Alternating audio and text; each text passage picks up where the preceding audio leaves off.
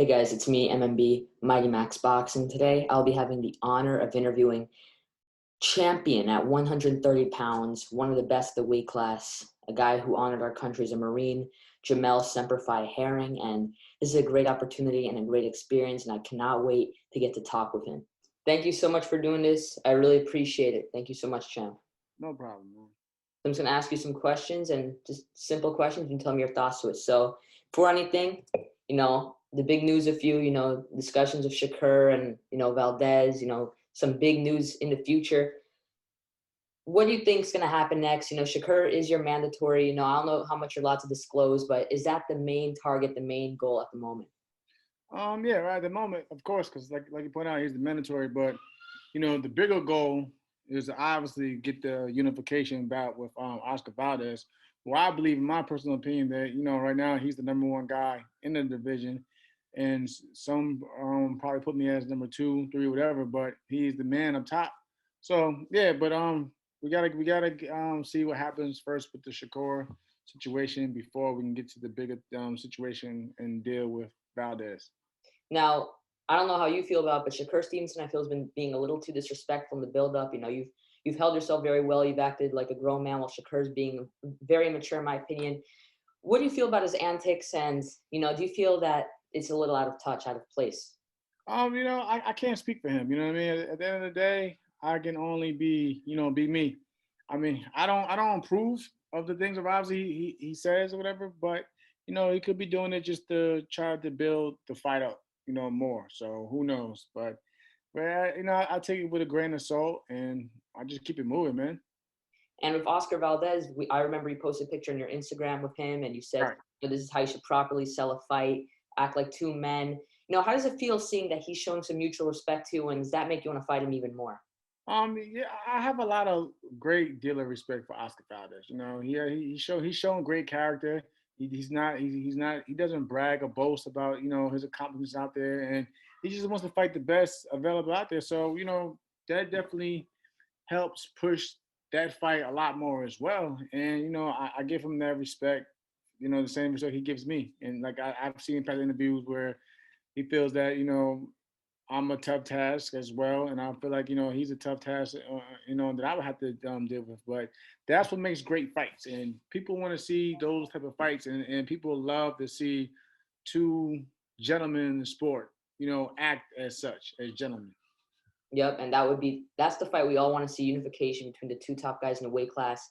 It'll be entertaining. However, there was a point in your career after that Darius Miller loss where you had to make some changes. What was your mindset after that defeat? Because after that defeat, you came out of nowhere, you became a champion, and you're beating guys like Frampton. So, what was your mindset after that Miller loss? Hey man, it was hard. It was hard, man. It was hard because you just never know where you're gonna end up going at the a second defeat. But I had to make some changes. I had to make changes in my corner. Then I got picked up by a top rank, but even then I still had to prove that I was one of the top fighters out there. So it was hard, but as it was all worth it because I mean look where we're at now. So I can't really complain. I'm happy with how everything played out. But it wasn't easy. It definitely wasn't easy, and it took a lot of sacrifice. Now, do you feel that guys like Terrence Crawford and Bo Mack have helped? Now, I have Crawford in my number 2 pound off of resume, but I believe he's the best fighter in the world. I've said this for a while. I think he's the most talented fighter in the sport. Do you feel that he's helped you a lot, as well as Bo Mack, in rebuilding your career and becoming a champion? Oh, definitely, definitely. Bud, people don't know Bud is he's a real good guy in terms of character. Like he's not that type of fighter where he brags or feels that he's better than anybody. He's when we're in the gym together, he's there to help push me, and I help push him as well. So and then when you add in Bomac being a great trainer in his own right, it just makes things a lot more better overall. With that experience because Bud will even be like that other trainer in my corner as well. So all that experience definitely will definitely take you to another level. And when you're working hard with good people, it makes the fight less difficult than what it has to be because you're well prepared going into that fight. And Terrence Crawford's extremely competitive. I've seen videos of him in the gym. A guy deadlifts so much he goes out of his way to deadlift more. He's a natural born competitor, and I'm certain that's rubbed off on you even more than it already has. Oh yeah, definitely, definitely, definitely. But Bud is just he wants to be the best at everything. You know, even if he tries something for the first time, he Uh-huh. eventually wants to be the best at that. And then when you got that type of mindset, you know, pushing you along the way, it makes you believe a lot more in yourself that you can also achieve these great things in life. For sure, for sure. Now, your last fight against Carl Frampton, it was supposed to be in the UK. Then there Right. was rumors of it being in America. It ended up being in Dubai. That was very unexpected. But what was that experience like? How did it feel like fighting in a completely new territory? Oh, it was different. Especially like I said, like Atlanta and Dubai. But at that point in time, man, you know, when you have all those setbacks, you just want to get the fight. You just want to get to the fight. You know, you don't really think about, you don't really even care so much of where it's at. You just want to get in the ring. So when we finally landed in Dubai, I was just hoping that there was no more cancellations and we finally, you know, got it on. And like I said, it paid well. And yeah, I was glad that, you know, the wait was worth it. You know what I mean? So I mean, at the end of the day, I was just there for one job, and I was just you know, go in there and make sure I leave with my title. So, but like Dubai, it was cool though. Like when I did go out, it was cool. It was different. It's actually a beautiful city, but it was a good moment. It was a good time. Must have been a great experience for sure. Now, your fight previously against Jonathan Aquendo, you had that bad eye injury, and Right. coincidentally against Carl Frampton, you got another bad eye Yeah. injury. However, what no one saw coming, you put Frampton down, a guy who's never been stopped. It seemed like that woke you were winning the fight already, but it seemed like it woke you up to another level, and you put him away. No one really saw you stopping him that early. Right. Do you feel that motivated you, especially with some of the criticism you got again in Oh, the yeah, definitely. I think it was kind of a blessing in disguise. What I mean by that is, like you pointed out, the same eye got cut open or whatever.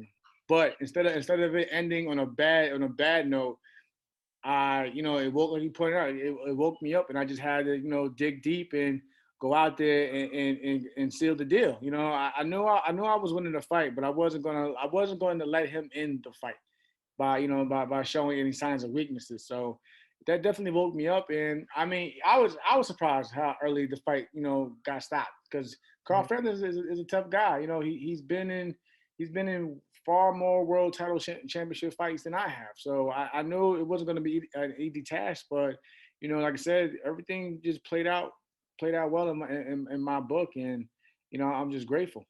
Now I gotta ask you, where'd that uppercut come from? You know, we that uppercut came out of nowhere. I'm shocked he got up. He looked like Yeah, he's yeah. wait, Listen, I'm Jamel, shocked gotta he get got that. up. But that goes to show you the heart of a champion. Frampton has the heart of a champion. But you know, we've been working on that because we seen just, you know, things in video from, you know, into that in the camp where at times he'll come straight in.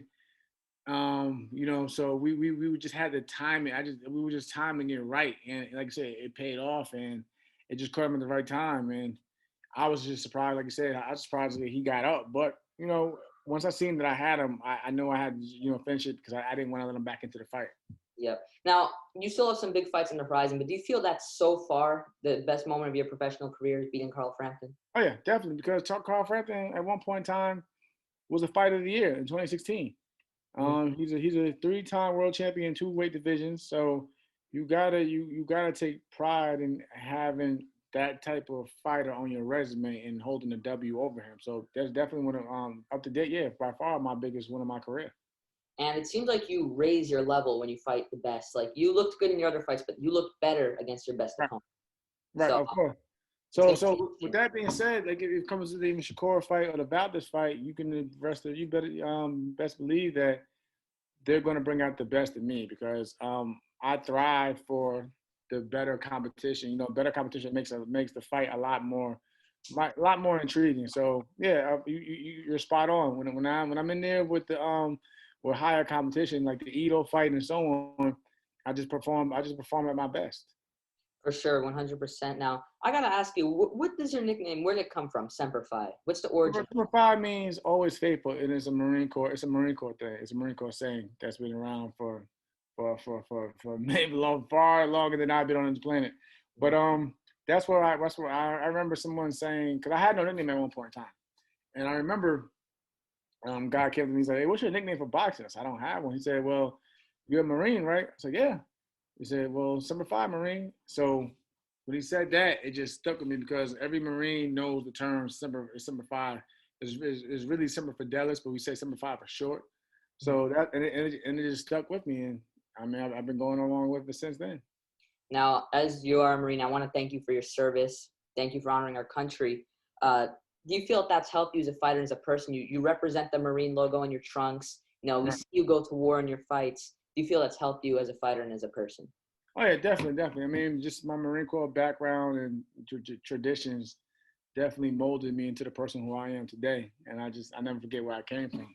And just being a Marine and going through those tough outings in those trenches, it make like that's what like when you said when I got cut by Frampton, I think about the hard work and what it took in that Marine Corps mentality. I gotta I can't just give up on myself and it just keeps me going and pushing harder. And you were the first American serving Marine to join the Olympics, so that's also another accolade that no one can say they have. But well, yeah, I think you're right. I mean, cause I know we had guys who were Marines like an Olympic team like Leon Spinks was Mhm. actually I think it was what the '76 Olympic team. Yeah. But he started the Marine Corps well. I think I was still the only active duty to do it though. You know what I mean? So that definitely I definitely take a lot of pride in that. And not to mention in the 2012 Olympic Games, I was actually the only Marine to compete in the Wow. Olympics. So it was a huge honor. Yeah, man, that's very tough line of work, and we could see it in your fight. We could see in your work ethic. It's definitely built you up to be a great fighter. What do you do outside of boxing? Sometimes you need to take that break. What are some of your hobbies? For me, like I'm big into movies, man. Like I was just finally happy that the Black Widow movie finally came out. So I was watching that recently, and I'm just big on film. Period. Like my thing, like I said, I just finished watching the Loki series as well, and so on. Mhm. And but like when I'm home, I just spend time with the family because I'm always training that when I get to have fun for a change, I try to make the most of what I do with the family. Now, as you as a boxer and you liking movies, what do you prefer, the Rocky series, the Rocky franchise, or the Creed franchise? You gotta respect the Rocky franchise because it Of course. started off. It started off a lot, but I've definitely grown to like the first two Creed films. Hopefully, we get more Creed films, but you got to give credit to Rocky because when Rocky, all even though like we can look at it and see how like is not like the real fights, but you got to admit that Rocky probably well, I know it brought in a whole different audience into boxing because of Rocky. So Yep. you gotta give Sylvester Stallone his credit. Yeah, it was a pioneer. But what I loved about the Creed movies is it really was like a fight. You had Jim Yeah, Lampley. exactly. Yeah, it felt real. They brought more realism to the film, so I'll give them that. Exactly, exactly. Great franchise for sure.